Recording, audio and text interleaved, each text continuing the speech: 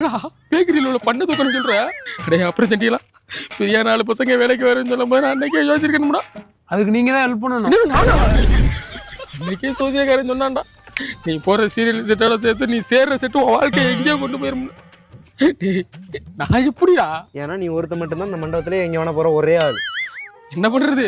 தூக்கிட்டு வர்றேன் பழகின பழகத்துக்கு. டேய் அந்த சீரியல் செட்டெல்லாம் கலட்டி வைக்கடா. கழட்டி வைக்கிறேன் போங்க. எனக்கு வேற பொழப்பு தெரியாதுடா.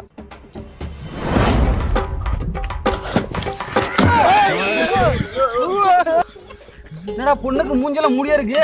என்ன மாப்பிள்ளையை தூக்கிட்டு வந்திருக்கேன். இப்போதைக்கு வந்தா கரெக்டா வச்சுக்கடா. நான் எதுக்கு உடனே எனக்கே தெரிய மாட்டேங்குது. அவர் கரெக்டா தான் தூக்கிட்டு வந்திருக்காரு. மாப்பிள்ளை தூக்கிட்டு வந்தா கல்யாணம் அப்புறம் நடக்கும்.